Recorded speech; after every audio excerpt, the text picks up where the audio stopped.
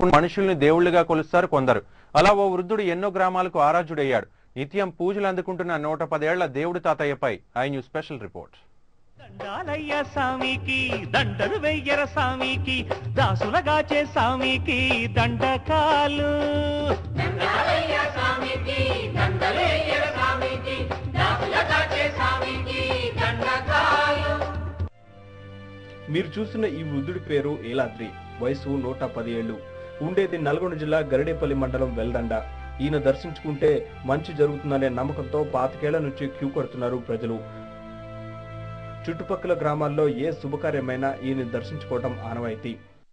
తాతగారని పెద్ద దిక్కు ఈ దేవుడు ఈ గ్రామంలో అందరికీ చాలా శుభకార్యాలు ఏమి జరిగినా ఈ తాతగారి కాడికి వచ్చి దండం పెట్టుకొని ఆశీర్వాదం తీసుకుంటే అంతా మంచి జరిగింది.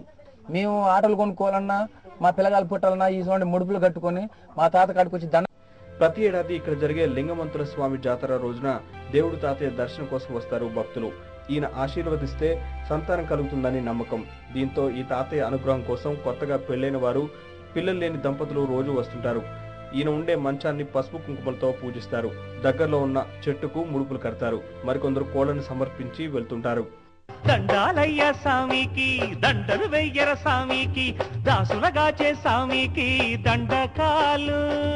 దండాలయ్య సామికి దండలు వెయ్యర సామికి దాసులగాచే సామికి దండకాలు. దేవుడు తాతయ్య అంటే మాకు చాలా నమ్మకం. పక్క ఊరు నుంచి వచ్చే మాకు పెళ్లి అయ్యి 5 సంవత్సరాలు అయిందండి.